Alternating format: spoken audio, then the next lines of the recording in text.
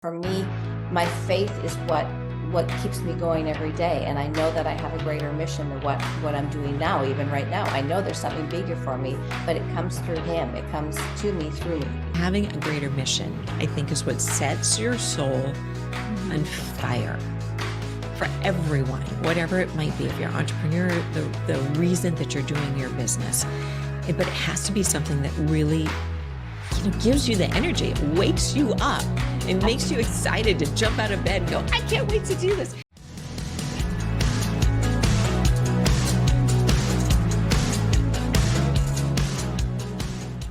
Well, welcome back to the Professional Rule Breaker Show. And I have a very, very special guest with us today.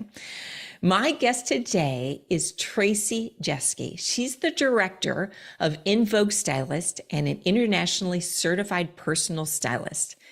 She helps women 40 and beyond uplevel their glamour game and live their best life in their most stylish second act ever. And I know I need her. So she's blending Italian dolce vita with the flair for fashion and style. And Traci takes her personal experiences and her experiences for over 30 years in the fashion industry to have women find their unique style and be bold. And best of all, stand out in the crowd. So I want to welcome Traci Jeske. Thank you, dear. Thank you so much for having me. It's an honor for me to be here today. I am, like I said, super excited. Because I know this is going to be a really fun interview. It is. Trust me. I'm excited to have you here. So I want to talk about the second act because so many of us have the second act. I work with a lot of entrepreneurs that, whether it's male or female, maybe they've worked in a corporate job or something like that, or even maybe they did a family business. Mm-hmm. And now they want to strike out onto what it is that they feel that they love. So it's their second act. Yeah. So I love that you help women really kind of portray who they are, which is really important. So tell me, first off, how'd you get started in this? And, what's the biggest obstacle that you face just helping people kind of get over the mindset? Well, it all started way back when. I think when I was a little girl, I loved playing dress up. So it started right from there. And I literally knew that one day this is what I would be doing. I didn't know what it meant or how, but as I got older and I went to university, I did all that stuff that we were supposed to do. I didn't like school. I wasn't great in school. So I dropped out. I got my first job in retail. I'm going against the grain because even there you weren't, like you're going to work in retail, you're leaving university to work in retail, but I did it. And I loved it. I fell in love with it. It was just like going back to those days when I played dress up when I was a little girl and I started playing dress up with other people. But not only that, I saw at a very young age and how the transformation, how women, especially women, because I loved working with women, when they would come in, they would tell me their life stories, like literally that they got dumped or they were, having a rough time at work, whatever it was. And I could choose an outfit for them that I knew right away. I have this eye. It's a gift I have. And in a flash of lightning, I can see them in something different. So I would go and get them an outfit that I knew would look amazing on them. And the transformation from when they went into that fitting room and when they came out was just like magic for me. They would come out standing straighter with a smile on their face, feeling better, talking in a different way. So this is something that I wanted to carry on, that I absolutely loved. At first, it was just like a game because working in retail. But as I got older and I saw the struggles, I had an eating disorder for over 20 years, by the way. And the insecurities that I had toward myself, and how I didn't like myself. I didn't like how I looked. I had this battle inside of me. And until I made peace with that battle, I really couldn't go full in and help women. And that was when I was around 40, which is perfect for the second act, because maybe women weren't struggling with an eating disorder, but they were struggling with the same issues that I had, that they didn't feel like, they felt like they had to hide. They didn't have the courage to be bold, to be seen, because over 40, it's almost like there's actually a survey of women over 40 and 50, how they start to, they feel like they shouldn't be seen in a crowd. They feel like they're up on a shelf and that they have to hide and they shouldn't be seen and be heard. And I want to flip that. And that's what I'm on a mission to do. Isn't that like it's such a sad Yeah. thing too, as well, is that once you reach a certain age, some people start thinking that their life is over, or who would listen to me, or maybe I really shouldn't do this. I lost my chance. And I think your eating disorder Yeah. is something that helped you so much because you were able to take an insecurity and kind of flip it on its head. Because when I look at you now, you can be more of a definition of a confident, strong woman. And whether you're helping a man or a woman, I Yeah. mean, I think your message Mhm. is really strong. But how do we go from being stuck in our head, because Mm. that's really where it is, right? Yeah, it is. To getting rid of those insecurities and kind of seeing yourself differently. I think well, I can speak for myself most of all. When I started, we're only here like we're not here for a long time, right? So, and having an eating disorder, I was very much a people pleaser. So I wanted to please everyone around me and sacrifice myself, my own happiness. So for me, it was literally, even just putting up post-it notes around my house, or in my bathroom or in my bedroom, in front of my closet, just saying positive things about myself. You're you're beautiful, you're worthy, love yourself. And I would tell myself every day, I would make sure that I stood in front of the mirror. I still do. And I tell myself, I love myself. I love you. I love you 100 times. I don't do it 90 times. I don't do, I love you. I love you. I love you. I love you. And I just keep going because it's just, you have to work through it. What you speak is who you are. And that's exactly the same way with how you dress. One thing in my eating disorder that I never, no matter how much that monster took me, like I shouldn't be here today. I tried to commit suicide twice. I was so extremely underweight. But one thing I always made sure is that I never left the house. And when I was at home, I was always dressed up. I always did my hair, my makeup, and I wore something that I loved because that my eating disorder couldn't take that away from me. I knew if I started to look sick, I wouldn't be here today. So it was almost like I was convincing myself by seeing myself in the mirror, by going out in public, not faking it, but telling myself I was okay. And eventually walking into that woman who was okay. Eventually I got tired of it and fed up of it. But that's, it's what we tell ourselves and we feed ourselves with every day, not just the food, but what we say. No, absolutely. It's what you tell yourself, whether it's something good or it's something bad, is going to change how Mhm. you feel about yourself. It's going to change how you think about yourself. It's going to change your emotions. And then it's going to change your beliefs. So Mhm. it turns into this, if you're doing something negative and saying things to yourself that I'm stupid, I'm not good enough, or whatever it is, literally turns into this vicious cycle, doesn't it? Create your reality. You Yeah. literally create your reality. Like if you keep saying that, you can, I'm broke or whatever, I'm fat, I'm fat, I'm fat, you will be that way, or if I saw myself always fat, but I mean, I was so extremely thin, but I just kept feeding myself that. But once I flipped that around, and it didn't matter, and it wasn't about the weight. Obviously, we know nowadays that eating disorders, it's an issue that goes inside. But, it was just to feed, I had to constantly tell myself because and when I woke up in the morning, and it's something that I do now, I don't reach for my phone. I don't look at my phone. I wake up and I thank God that I'm here and I get down and I pray. And for me, also that connection to faith. I mean, you can call it Buddha, you can call it the universe, but for me, my faith is what keeps me going every day. And I know that I have a greater mission than what I'm doing now, even right now. I know there's something bigger for me, but it comes through him. It comes to me through me. So and that's what I want to do. I want to be a blessing for people every day. I love that. Having a greater mission, I think, is what sets your soul on Mhm. fire for everyone, whatever it might be. If you're an entrepreneur, the reason that you're doing your business, but it has to be something that really, gives you the energy. It wakes you up. It makes you excited to jump out of bed and go, I can't wait to do this. Like Yes. today, it was one of those things. I'm like, oh my gosh, have the most amazing people that I am interviewing today. I was giddy this morning when I got up. So it's that excitement. Yeah. So I want to ask you a question Yeah. because I love personally myself, and I strive to do this, but I think you actually have accomplished this way better than I have. Dare to be different. Ah, So let's talk about that because you're definitely, you've taken this path that a lot of people would shy away from. So tell me what's your thoughts and why do you do that?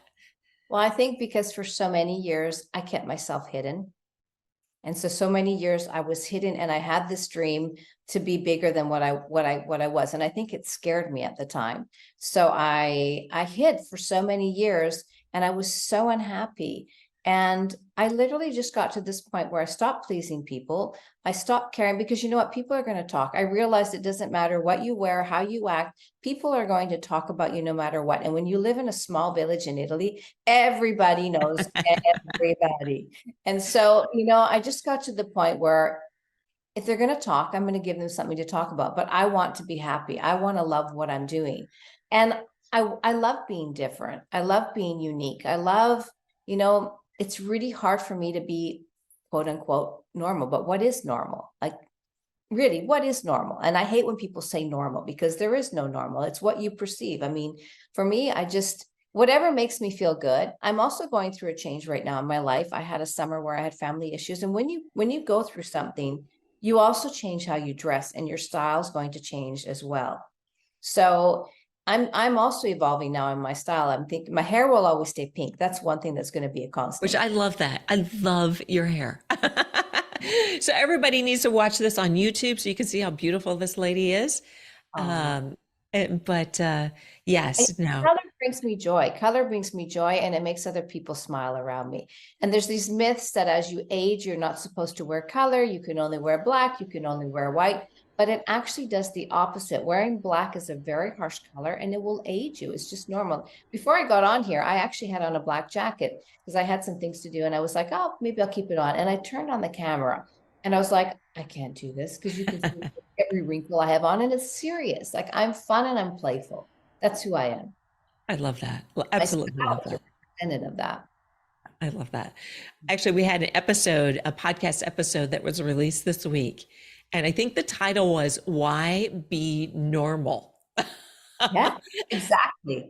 And I say in this day and age, normal is not going to make you stand out. This trying to fit in. And actually, I remember Brené Brown. She said something about fitting in is the opposite of belonging. Wow. And That's that when she said that, that really struck me because I was like, that is so true. When you dress the way that everyone else dresses, because you think you should be doing it. Now, if that's the way you want to dress, that's fine. Yeah. great. Mhm. But if inside you're going, this isn't me. I don't act this way. I don't dress this way. I don't talk this way. You're hurting yourself and you're going to blend in. And I Yeah. think blending in this day and age, especially in business, Yeah. is you're sabotaging yourself. Yeah. I mean, blending in is like you're almost killing yourself because you're turning off that flame. Whatever lights you up, you're dimming your light to become like the others. And I'm really against dimming your light or my light. I will never dim my light to make somebody else shine. I want Mm, others to shine. I do, but I won't dim myself to make someone else feel better.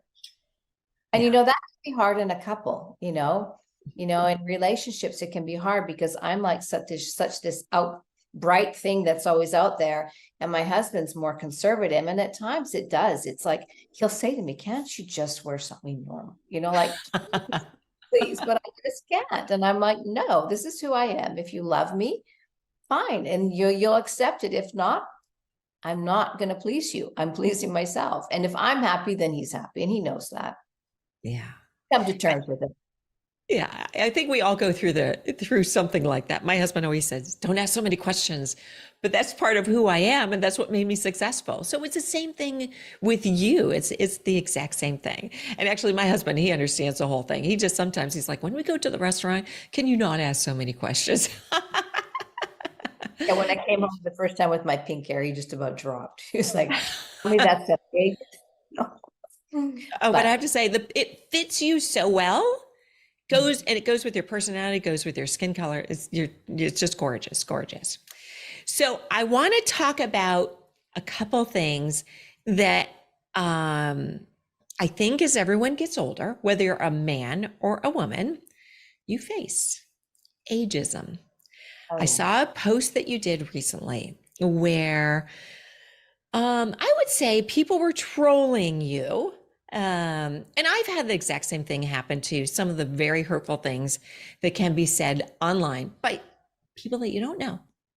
yeah. So let's talk about that. What because I think it's hard to make things like that not affect you. So how do you make things roll off your shoulders? First of all, I feel sorry for that person because if you have to do that to somebody else, because I think in my position, if I had to go and bash another woman, that means that inside I must be feeling so awful that I have to make myself feel better to make somebody else feel worse. So I really do. I believe that I'm extremely sensitive. So it could go either one way or the other, where I sit in my room and cry all day. But I've just learned that those people are only people who are hurting. And, you know, if they're not doing it to me, they're doing it to somebody else. Like it has to, I mean, when I see comments like, "Oh my gosh, you look like you're 70 and I'm in my 60s and I could be your daughter." Sure, it hurts. And sure, you start looking at your wrinkles and you start looking at yourself. And I'm looking at the video that I did where they just went all over me on that. But it's who I am. And I'm sorry. I'm sorry you feel that way. And it really, and those comments came from women. That's what shocked me the most. It wasn't men. Men, I think, tolerate aging much better than women. Women are so hard on other women about aging. And that's so sad for me. Whereas I look to see something beautiful in each person I meet. So for me, it's just, you know what, I just let it go. And I just realize that if I get to that point, I've touched a certain button in somebody to have them take the time to write something like that. And, it's just life, you Yeah. can't please everyone. No, I agree. I think I almost compare it a little bit to bullying. Yeah. Well, it is. And I think probably everyone has had in some time in their life some bullying done to them. And for me, I think you have a choice in life. When something bad happens, let's say bullying or whatever it might be, your choice is to let it define you or to have it make you stronger. Yeah. And I totally agree. I think people that are in that situation, they have some sort of insecurity or something like that, that unfortunately is coming out. And so the best thing that we can do to those people is just to be kind to them. Yeah, definitely. I would never go back and bash any of those women and start fighting with them.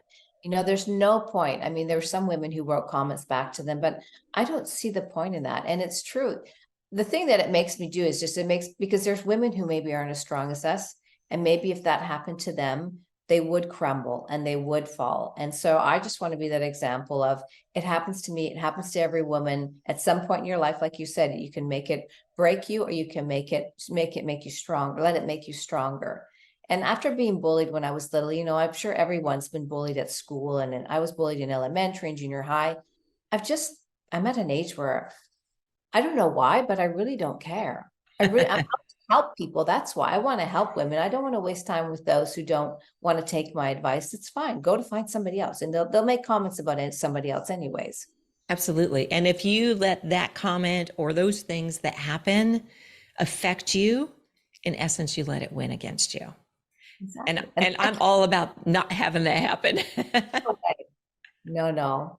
And then when you put it out and you show other women, then you get a lot of love and support. Because then people, when I said this is what happened, women do support women. Unfortunately, there's those few who just don't. And like we said, they're just hurting. That's all. Yeah.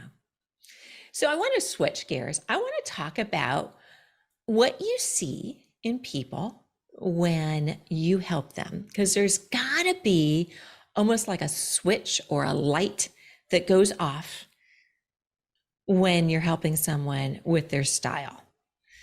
It definitely is. I think people think it's just something exterior, right? That, you just, I find an outfit for them and they look wonderful or whatever, but it's not. It's something that comes from the inside out, and everyone has their own DNA, even in style. So it's the fun part is discovering what your style DNA is, because you can wear the same thing as your girlfriend and your girlfriend looked amazing and you're like, oh my gosh, look at me, I look horrible in this. And it can be the color, it can be that, but everybody has their own individual DNA. And I think the magic is when when I have somebody who's, maybe in their second act, usually I work with women 40 and beyond, more 50 and beyond, that are really struggling, and they could be in corporate, they could be, wanting to change jobs, but they just feel like they have no worth. And when they start trying on things that they look good in and they feel good in, and it works for them, wow. Like I have some women who go from like being in corporate to starting to being influencers in their 50s, because they're having so much fun with their style. Something breaks inside of them and they just free up all of these shoulds and shouldn'ts. And it doesn't matter their size, because they can be, a certain size. You don't have to be a size 0 or size 2 to be stylish. And you don't have to wear Gucci or Dior to be stylish. You can be stylish at any price tag and at any age and any size. So it's just like this light. They just start to light up. They come in there maybe confused and they don't want to try things. And then I'll start pulling it out and I'll be like, try this on, let's just work it together. And they have to process it. But then they notice how they feel and their confidence. And people start commenting at work and saying, wow, look at you. Did you get a facelift? Did you get something different? The confidence just starts to build up. And for me, that's just, there's nothing better than when I see a woman who really starts to blossom. It's like they blossom and they just find their own style. They don't have to look like me. Not everybody that I style wears glasses twice their face, or, like they have their individual style. But it is something that once they start to find that, they just don't go back to who they were. It's shedding that skin. Yeah, it sounds like it's what you do is more than the clothes. It's life-changing more than anything else. Clothes are just a part of it. The clothes are just it's like the icing on the cake, but it's the transformation. I've had women sit in their closets and cry with me because they just don't like their bodies. They don't like what fits. And they didn't realize it walking into. I've had women say to me, I didn't realize how emotional this would make me. I didn't realize even letting go of things in their closets that they've hung on to for 20 years because it was such an identity piece for them. That's who they were, but it didn't fit them anymore. It's dated. It's the old them. And letting go of that was really emotional. It's not an easy process, but once you break through that, wow. It's magical. It truly is. It sounds like it is. Wow. Mm-hmm. Well, I can't have you on here without you giving us some style tips. Can you throw a couple out for us? Because I know I need some help. So let's tell us some style tips. Well, first of all, I would go into your closet. Okay. A woman's closet. When I walk into the first thing I do, when I see a woman's closet, I know what's going on in their mind. I literally do. If there is chaos and confusion in your wardrobe, there's chaos and confusion inside of you. So to start getting the even direction on what you're wearing, do a really good wardrobe detox. That is fundamental. Get rid of those things you don't wear that don't fit you, that you say to yourself, oh, I'll lose a couple of pounds, 5 pounds, 10 pounds. No, you won't. You won't even be the same woman you were when you lose that weight. So you're not even going to want to wear them. And really, every time you try on something that doesn't fit you, I've done it before. I've had skinny pants in my wardrobes after I had my kids. And I'm like, oh, today I feel skinny, and I put on those pants and they don't fit me. Then I feel like crap all day. So get rid of anything that doesn't fit you. If you're not sure if you wear something, do the hanger trip, flip a hanger around when you wear something. So you see what you're wearing in your wardrobe.